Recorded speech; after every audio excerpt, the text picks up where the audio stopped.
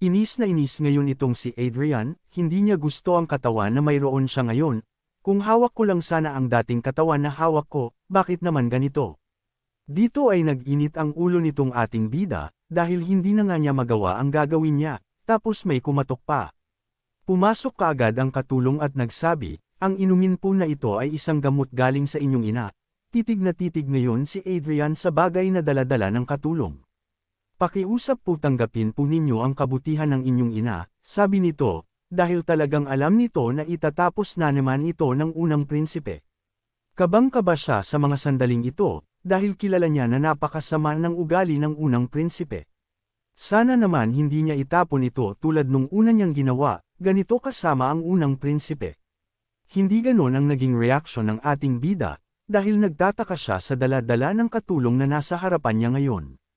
Iyon ay dahil ang mangkok at laman nito ay naglalaman ng mana, ibig sabihin hindi normal ang bagay na ito. Dahil doon, agad-agad itong kinuha ni Adrian, na ikinagulat ng katulong. Walang ano-ano'y ininam kaagad ito ng ating bida. Nanlaki ang mata ng katulong sa kanyang nakita, dahil hindi niya inaasahan na tatanggapin ito ng prinsipe. Isang lagukan lang ginawa ni Adrian, ubos kaagad ang laman at pinapaalis na niya kaagad ang katulong. Agad namang tumanggo ang katulong, masusunod po kamahalan, sabi ng katulong, na ang ating bida ay nakatuon na naman sa katawan niya ngayon, ayos ta, isa pa uli, sabi niya. At ayun na nga, dahil nakahigop ito ng mana uli mula sa gamot na mula sa kanyang ina, muli na naman sinubukan ng ating bida na gumawa ng mana heart. Dito may pagbabago na, tumagal na ang mana sa kanyang katawan na hindi kagaya noong una na naglalaho agad. Kaya lang kahit nagtagumpay ito ang mana heart na nagawa niya ay hindi ganoon kahusay, napakaliit nito, na sa tingin niya sa loob lang ng isang araw ay maglalaho kaagad ito. Dahil doon, nagmadali itong lumabas para habulin ang katulong, sabi nito, hoy ikaw, ano po iyon, pagkagulat ng katulong. Marami ka pa bang ganyan? Tanong nito sa katulong para madagdagan ang laman ng kanyang mana heart. Nagpatuloy sa pag-inom ng kakaibang gamot ang ating bida, at patuloy rin itong binubuo ang kanyang mana heart na ngayon ay ibang-iba na sa una niyang nagawa. Sa wakas, sabi nito, na talagang ngiting tagumpay itong ating bida, dahil nagawa na rin niya ang gusto niyang mangyari. Tuwang-tuwa sa galik ang ating bida, sa wakas, putik ka pinahirapan mo ako, sambit nito. Hindi mahirap kay Gruhorn nang gumawa ng mana heart dahil ilang daang taon na niya itong paulit-ulit gawin, kaya lang talagang ang katawan na mayroon siya ngayon ay pahirapan, pero hindi imposibleng gawin. Kaya lang nang ipasok niya ang mana heart sa kanyang puso, biglang nakaramdam ng init sa katawan itong si Adrian. Putik yari na, ang sakit, sabi nito na namimilipit siya ngayon sa sakit na nararamdaman niya sa kanyang dibdib. Naalala niya bigla ang mga kaibigan niya noon na tinulungan niyang magkaroon ng mana heart, nahirapan rin ang mga ito. Namimilipit rin sa sakit sa oras na nagawa ang mana heart sa katawan ng mga ito, dahil ang pakiramdam ay parang nagliliyab ang apoy sa kanilang katawan. Pakiramdam ngayon ni Adrian o ni Gruhorn ay parang sasabog ang kanyang dibdib sa sobrang ginat nito ngayon. May katagalan na rin kasi, ngayong nasa katawan na siya ng isang tao, ngayon niya naalala ang ganito katinding sakit sa paggawa ng mana heart. Hindi maaari ito, hindi pwedeng mawalan ako ng malay, tiisin mo, sabi ni Gruhorn sa sarili. Pag nawalan ako ng malay ngayon, tiyak na sasabog ang mana heart sa loob ko, at baka ikamatay ko ito, sabi ng ating bida. Pilit na tinitiis. Itong lahat ni Adrian, pawis na siya, hindi niya hinahayaan na mawalan siya ng malay. Kailangang mag-focus, kailangang gising, dahil kung hindi mawawala ng saysay ang kanyang mga ginawa at pagbabalik. Patuloy na kinokontrol lahat ni Adrian lahat ng mana na nagwawala sa kanyang loob, hindi ito pwedeng mawala sa kontrol. Hindi niya kailangang magmadali, kahit dahan-dahan, basta maakay niya ang mga mana pabalik sa tamang daan nito. Iyon lang ang paraan para magbago ang kanyang puso at magkaroon ito ng mana, o ang tinatawag na mana heart. Ngayon ang nagwawalang mana sa katawan ng ating bida ay biglang kumalma, parang isang payapang tubig sa kuweba na pumapatak-patak ngayon. Hindi na rin nagwawala ang katawan ni Adrian, payapa na ito ngayon, na nakahawak pa rin siya sa kanyang dibdib pero mas kalmado. Tuluyan nang nawala ang pamimilipit nito ngayon, nakatingin na rin siya sa kanayang dibdib kung anong lagay nito. At isang napakagandang ngiti ang kumawala sa mukha nito, na ang ibig sabihin ay nagtagumpay siya sa paggawa ng mana heart. Natutuwa si Adrian iyon ay dahil hindi na mana heart ng iba ang ginawa niya, kundi mana heart na mismo niya ngayon. Sa wakas tagumpay, hindi ako patay, nagawa ko rin, sabi nito na masayang masaya. Matapos niyang gawin ang mana heart, may kung anong dilaw na liwanag ngayon ang lumilitaw sa kanyang harapan. Titig na titig si Adrian sa harapan niya ngayon na medyo nagtaka. Isang system ang lumitaw, sabi rito, ang mana heart ay nagawa sa iyong katawan, sabi sa ating bida. Hinahawakan at sinusuri ng maigi ng ating bida ang status window na kanyang nakita. Katulad raw ito ng system na pinapadala niya sa kanyang mga master noon. Sabi pa ng system ibinabalik ang connection sa pinagmulan, ano? Teka nga, sabi ni Adrian na naguguluhan ngayon. At patuloy na naglalabasan ngayon ang mga system sa harapan niya, lahat ay unti-unting binabalik sa kanya, kaya lang dahil hindi pa ganun bumalik ang kanyang lakas, ilang authority o abilidad lamang ang bumalik sa kanya. Ang authority na judgment na makita ang stats ng iba, ang third eye ay bumalik rin sa ating bida, na mas pinapalawak ang pakiramdam at nakikita nito pero limited lang. Kahit ang authority nito na third ear ay bumalik rin pero limitado rin iyon ay dahil sa limitasyon ng kanyang katawan. Agad na sumilip ang ating bida sa bintana nito, at tinanaw ang paligid. At ayun na nga, parang nakatelescope ang mga mata ni Adrian, dahil nag-zoom in kaagad ito nang siya'y mag-focus. Kitang-kita niya ngayon ng malinaw kahit nasa malayo ang mga dahon, mas nag-improve ang paningin ng ating bida ngayon. At napalingon pa ito bigla sa labas ng kanyang pinto, dahil nagagawa rin niyang marinig ang mga nagsisilita sa paligid niya kahit nasa malayo siya. Dito ay narinig niya na pinag-uusapan siya ng mga katulong at mga masasakit na salita ang pinagbabanggit ng mga ito. Matapos magamit ang mga authority na iyon, biglang nanghina ang katawan ni Adrian, na kanyang pinagtakhan ngayon.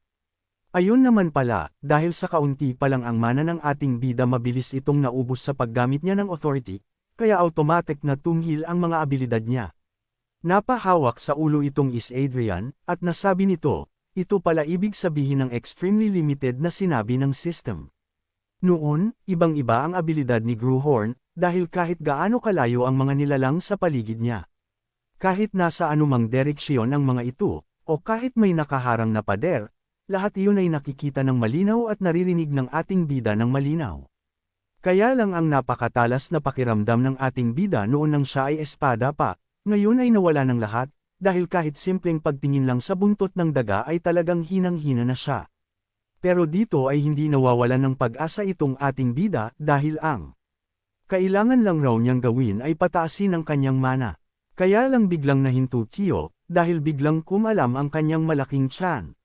Walang hiya naman tong katawan na ito, nagugutom ako, sabi niya, na napakawalang disiplina ng kanyang katawan. Buti na lang raw siya ay isang prinsipe, ang pagkain ay dadalhin lang sa kanya, kaya kailangan muna raw siyang masanay sa katawan niya. Muling bumisita ang ina ng ating bida, dito ay tuwang-tuwa na naman siya na buhay at malakas ang kanyang anak. Pisil-pisil nito ang pisngi ni Adrian, sabi nito, magaling anak, buti inuubos mong lahat ng gamot na pinadala ko sa iyo, naiintindihan mo na rin kung paano alagaan ang katawan mo. Habang nag-uusap ang dalawa, maya-maya naman ay may dumating na nakaitim na lalaki. Ang dumating ay ang lalaking ito, na mukhang kontrabida, sabi ng Reyna, tanda mo pa ba kung sino ang isang iyan? Sabi naman ni Adrian hindi po. Lumapit ang lalaki sa dalawa, at nagsabi, mukhang nakalimutan na nga niya ang kanyang alaala. Sabi naman ng Reyna, yun nga, kaya tulungan mo ang batang ito kapatid ko. Patuloy na nag-usap ang dalawa, na ang ating bida ay nakikinig lang, sabi nito, iniisip ko kung sino ito, kapatid pala ito ng Reyna, na ibig sabihin ay pamangkin siya ng lalaki. Sabi ng isang ito, kapatid kung magsalita ka naman akala mo mahalagang bagay ang nawala sa kanya, wala namang mahalaga sa nakaraan niya, sabi nito. Ramdam ng ating bida na ayaw ng lalaki sa kanya, na nangangahulugan na talagang napakasalbaheng bata talaga ng unang prinsipe. Sabi pa ng kapatid ng Reyna, wala akong ibang magagawa sa kanya, ang tanging matutulong ko lang sa isang iyan ay ang alisin ang mga taba-taba sa katawan niya. Sabi pa nito, huwag ka nang mag-isip ng kung ano pa na mag-i-improve ang anak mo, hanggang doon lang ang kaya kong gawin sa batang iyan, sabi naman ng Reyna, okay lang raw iyon. Itong ating bida naman ay nainsulto sa narinig niya, hindi niya gusto na hanggang pagpapayat lang ang kayang gawin niya. Titig na titig si Adrian sa isang ito, na talagang masama rin ang tingin nito sa ating bida. At ayun na nga, ang simula na ang pagsasanay, dito ay parang lampang nilalang ang isang ito, nadapa-dapa sa pagsasanay na ginagawa nila ngayon. Ito ang kanyang tito na strikto, sabi nito, simula ngayon, ang iyong kakainin, iinuman, at lalanghapon na hangin ay magmamula lang sa akin, kung iniisip mo na tatrituhan kitang prinsipe, sumuko ka na lang, sabi nito. Dagdag pa nito, gawin mo ang lahat ng makakaya mo, malay natin magbago ang isip ko at turuan kita kahit kititing ng paraan ng espada ng aming pamilya. Dito ay inis na ang ating bida, dahil bakit ganito siya tretuhin, siya ang mandirigma na hindi natalo ni isang beses kahit ng isang nagwawalang dragon, at siya rin ang founder lahat ng mga knight sa kasaysayan, tapos tuturuan lang siya ng isang mahinang nilalang. Sabi pa ng tito niya, kitang-kita ko na nanginginig-nginig ang mga taba-taba mo sa katawan, mukhang hiyang-hiya ka na.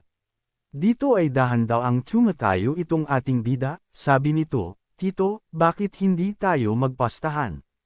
Hinarap ng ating bida ang kanyang tito, sabi nito, sa loob ng kalahating taon, sisiguraduhin kong kikilalanin mo ang lakas ko. Sinabi ito ng ating bida, dahil gusto niyang sirain ang kaabangan ng mga mata ng kanyang tito, lalo pat siya ang dahilan kung bakit nagkaroon ng mga bayani sa kasaysayan ng tao. Sabi pa nitong si Adrian, pag nabigo ako, gagawin ko ang lahat ng gusto mo. Kaya lang pag nagtagumpay ako, gagawin mo ang kahilingan ko, sabi ni Adrian, na napangiti na lang ang isang ito. Aba ayos ka rin sige pagbibigyan kita, sabi nito sa ating bida. Okay yan para naman hindi ako mabagot-bagot. Tapang-tapang ang ating bida sa harapan ng kanyang tito, pero may malaki talagang problema ang katawan niya ngayon. Dito ay nag-concentrate bigla itong si Adrian, at humigop ng hangin, na kailangan niya gumamit ng mana para lang panatilihin ang kanyang mabigat na katawan. At ayun na nga, kumawala kaagad ang mana sa kanyang katawan, na kulay asul ito. Dito nagsimula na uling tumakbo si Adrian, na balot-balot ng mana ang kanyang katawan, kailangan ito para hindi siya mahirapan, at kailangan muna niyang tanggalin ang lahat ng taba-taba sa kanyang katawan. Dito gulat na gulat siya sa kanyang nakita na ginawa ng ating bida, sira ulong batang iyon, huwag mong sabihin sa akin, sabi nito na para bang natakot para sa ating bida. Dahil doon nagmadali itong lumapit kay Adrian, pinigilan ito. Nagulat nag-walk rin naman si Adrian sa ginawa ng kanyang tito. Patuloy na lumalabas ang mana sa katawan ng batang ito, nakitang-kita ng kanyang tito. Agad na nagtanong ang isang ito, sabihin mo nga sa akin, gumawa ka ba ng mana heart sa katawan mo? Tanong nito sa ating bida na alalang-alala ngayon. Dito kahit na pawis, ngumit lang ang isang ito, ito ba, sabi ng ating bida. Agad na ipinakita ni Adrian ang pruweba na mayroon na siyang mana heart, sabi nito, nagtagumpay akong gawin ito kamakailan lang, bakit mo natanong nagsisisi ka na ba ngayon na nakipagpustahan ka sa akin? Sabi ng tito ng ating bida, anong pumasok sa isip mo na gumawa ka ng mana heart na iyan? Tanong kay Adrian, na nagulat naman itong ating bida na para bang mali ang ginawa niya. Nagpatuloy sa pagsasalita ang isang ito, sabi niya, teka ibahin ko ang tanong, saang lupalop ng mundo mo natutunan gumawa ng mana heart? Sa itsura mo ngayon mukhang hindi mo alam kung anong mali ang ginawa mo sa iyong katawan. Dito ay naguguluhan itong si Adrian, kailan pa raw mali ang paggawa ng mana heart. Sabi pa ng lalaki, ang mana heart ay walang kwentang teknik na ang gumagawa lang ay ang mga mahihinang mercenary, na agad-agad nanlaki ang mga mata ng ating bida, dahil para siyang sinampal, binaboy, minaliit sa kanyang narinig. At isang matinding sigaw ang umalangaw sa buong kastilyo ngayon, dahil hindi mo ari ng ating bida ang kanyang narinig.